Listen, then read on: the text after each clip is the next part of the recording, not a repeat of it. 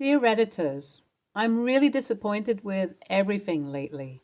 And the source of disappointment is always this one person, my stepmom, E. Not that I'm surprised because it's always her, but my disappointment keeps growing and growing. All those mixed signals, and then it settles on how it always is resentment. So a few days ago, I graduated from school. I got my medal, hat, and memento, and other things graduates get.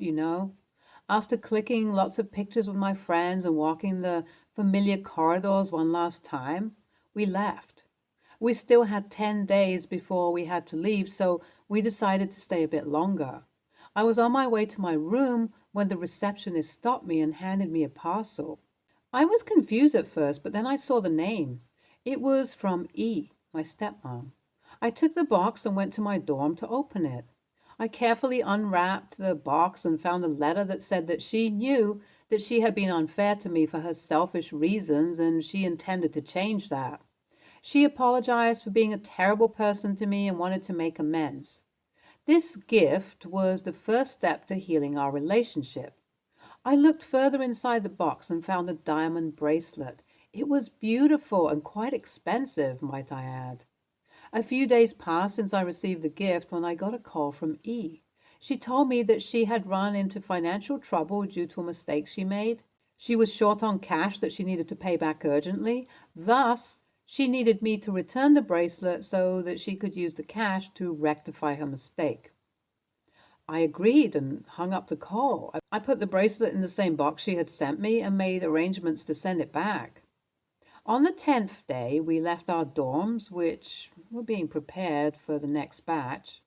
After 2.5 hours of traveling, I reached my stop and got down from the bus. I was walking on my way home when I saw from a distance a truck parked outside our house. I saw E standing near the truck, paying cash to a man who got into his truck and drove away. When I reached my house, I asked her what happened. She replied, "There were too many unwanted things in the house, so I had them thrown away to clear some space." I said okay and went in. I was on my way to my room when E told me to have lunch first. Honestly, I was so hungry that I followed her advice. I had a hearty lunch and was chatting with her, although throughout the little discussion I saw how she was sweating and nervously chuckling from time to time. When I asked her about it, she said that she simply missed me and that she's fumbling for good topics of discussion so that I wouldn't get bored. After having lunch, I felt even more tired and sleepy. Without even bothering to change, I crashed into my bed. I didn't even need to close the windows to block the light. It was already done. After hours of good sleep, I woke up. I looked at the phone. It was 5 p.m. There were also many missed calls and texts from my friend who said that our suitcases got exchanged. We had identical suitcases and didn't bother much because her house was nearby. I replied that I would return it and then got up and turned on the light, and what I saw baffled me. I looked at my room. It was completely different. All the posters were shredded. My CDs and DVDs and my musical instruments were gone. My clothes were missing, and there was some torn fabric still lying on the floor near the closet. Thankfully, I took all my favorite stuff with me to my dorm. Those were safe at my friend's. I searched the entire house but found none of the missing items. E was not at home either. I checked out the entire house and found a bottle of sleeping pills hidden behind the plates. I understood what happened, but to double check, I approached my neighbor S, who is the gossip queen, and she confirmed that she saw E tossing my stuff in the truck like it was trash. She also said that E looked weirdly happy about it. S even recorded it on her phone.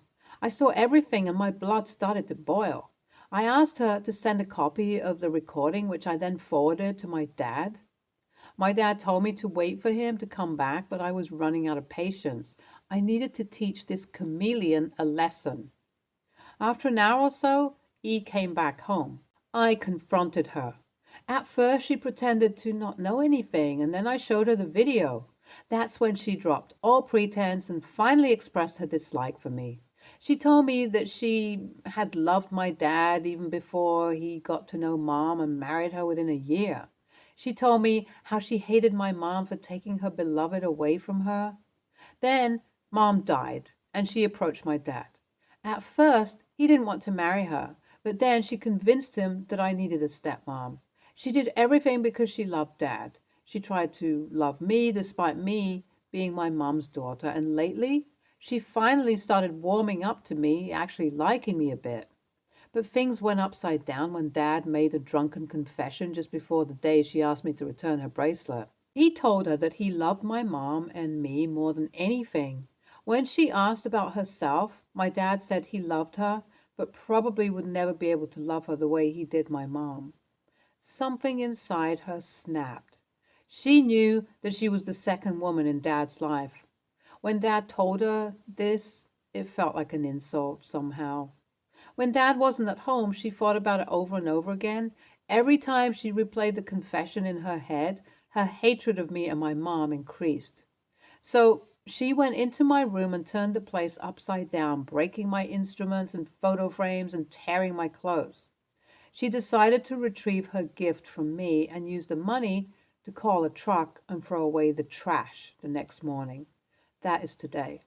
But I came home earlier than expected. She panicked and thus buttered me up and fed me a sleeping pill to buy more time to prepare herself as to how to break the news in such a way as to hurt me even more. Mission successful, E. I am shattered from within. She looked at me, enjoying the state I was in. But she didn't know my stubbornness. I fetched the oil and matchbox and went past her and locked her out of her room. She started banging on the door, but I wasn't keen on opening it. I turned her room upside down and gathered all her stuff in a pile, poured oil on it, and set it on fire. After making sure more than half of the stuff is burnt, I let her in. She pushed me aside and fell on her knees. All her postcards, photo albums, Dad's gifts, everything was lying in ashes. I looked at her one last time and said, "Good luck sorting everything out," and left the house after taking my friend's suitcase and my acoustic guitar with me. I didn't want that woman to damage the last gift from my mom. I reached my friend's home 2 hours ago, had dinner, and took a rest. And now I'm writing this thread because I just need all the support I can get. As of now, I'm planning to stay here till Dad returns. Update 1. Hey everyone, thanks for hearing me out. There's a slight complication. He wouldn't be able to come back before a week.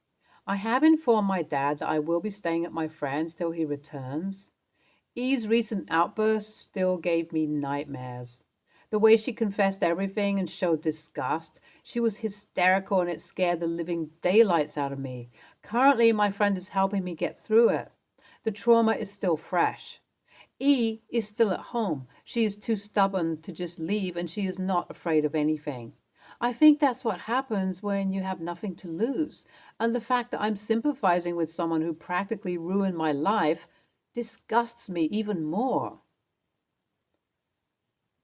Update 2. Hey guys, Dad's back. Even though he asked me to come back, I told him that I don't feel safe with E. I came back nonetheless, only to confront her. My stuff is still at my friend's. E desperately tried to pin it on me to make me look crazy, probably hoping to get access to my inheritance, but she had no idea that I recorded her conversation and sent it to my dad. My dad has opted for divorce and the case is going on. Update 3. Hey guys, my dad and E are officially divorced now. The case was complicated because of how calculative she was. She managed to acquire alimony from my dad, and he had to pay a heavy price for me. I know I wanted to pursue a real musical career, but my dad needs me now more than ever. For now, I've decided to support him in whichever way I can, which includes part-time jobs and musical gigs. Who knows if I get lucky in the process and catch the eye of a good musician and get my first break. Yeah, wishful thinking. Hope things get well soon. Thank you guys for being there for me. It means a lot. NTA, glad that woman's out of the picture for good. To be honest, she is creepy, but she needed help. If she got the treatment she needed earlier, things wouldn't have escalated this much. But I don't blame you. I don't blame anyone. It is what it is. You didn't deserve to lose your belongings like that, and it sucked. Luckily, she was not able to dump the things with sentimental value. It's never too late to start again. All the best, darling. NTA, as much as I want to despise her, love does make us do crazy things, and didn't have patience for her obsessive, selfish love to evolve into a pure, selfless love. I wish you all the best for the future. I know you will make your dad proud. Next story. I, male, 19, am the oldest son in my family, and I have two brothers, male 13 and male 11, respectively. With this context in mind, let me get into this story. My mother, who was always an awful, awful person, divorced my father, male 42, when I was 9, and my brothers were 3 and 1, respectively, and left my father to go marry a musician in Texas. In the divorce proceeding, my mother, supported by her new boyfriend, was more than willing to give over full custody of my brothers and I to my dad. Nevertheless, since the divorce was nearly a decade ago, my father raised us all on his own, maybe with some help from my grandparents. He is an amazing dad, and he never made us feel like we needed anything. That being said, during that period of giving us the life we deserved, he put his own personal life on hold. For close to 8 years, my father hadn't gone on so much as a date or anything.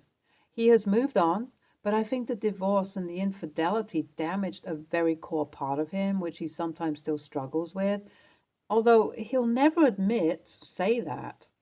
With this in mind, after nearly a year of convincing, I managed to push my father to go on a date with a friend of mine's mother, who herself was a widow. They hit it off, and they have been together for almost 2 years now. The issue is, since my dad introduced her to my brothers some 6 months ago, they have made her life hell. They say she's trying to replace our mom, who was already an awful person, but they were too young to know that. She's trying really hard to connect with them, as she is constantly trying to win them over with gifts and fun plans. Clearly, she is struggling. I'm posting this because a few days ago I came back home from college to just check in with my family. What I saw was just awful. My brothers were refusing to eat food she had made because she had made it. So literally refusing to even recognize her existence. The sweet lady she is, she goes along with it and continues to try. But the other day when I went downstairs to get a bike pump, I saw my dad trying to console her as she was crying about how my brothers hate her. At this point, I got super angry, took both of my brothers into a room and just yelled at them both. Both of them since then have become super quiet and, perhaps fearing my anger, eat what is given to them, do as they are told, and have, perhaps begrudgingly, begun to listen to her. The issue is, my girlfriend says that this was not the right decision. She said I should have let my dad handle it, and all I did was make them hate her more. That wasn't my intention. With this in mind, AITA? First edit. I do want to clarify that after I yelled at them, I talked to my dad. He has tried to talk with them, but to no avail. You have to go easy on my dad here. From his perspective, he can't be too hard on them, as he is the only parent they have to lean on. Despite this, he is constantly trying to sit down and talk with them about it. Second edit. I want to just say a few things. The person most opposed to her is actually my youngest brother, which makes sense as he is the only one of us who remembers our mother fondly. I get not wanting to replace your parent, but gosh darn it, I wish I had her as a mom. She's so sweet. She's trying to impress them by making stuff they like. She's constantly going out of her way to help them with their work. Maybe it's me projecting, but I went through my teenage years without my mom. I know how hard it was because I was there. She can be that for them, and I don't think they understand just how much that means. Furthermore, she's trying to meet them where they are at, and just don't know what I can do to try and get them to at least give her an opportunity. She's also not trying to be their mother. She's just trying to help them as much as she can, and that's because we can't help as much anymore. My grandparents are getting old, and I am in a college that is 6 hours away. Third update, edit. After reading all of your comments and talking to my girlfriend, I think I've sort of made a rough action plan.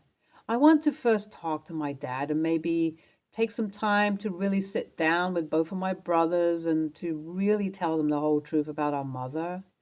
If they know, I think it might go better.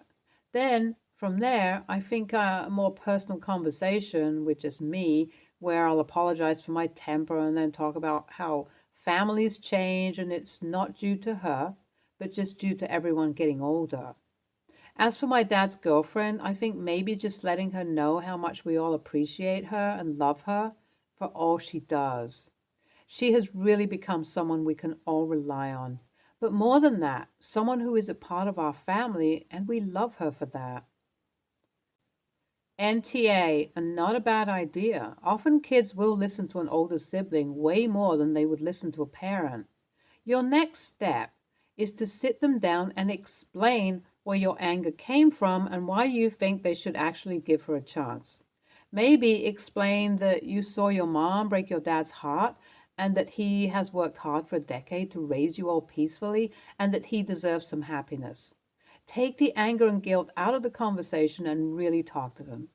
That will go a long way to help fix the situation. Next story. Okay, so let me preface this by saying that I indeed have a complex and insecurity regarding my looks.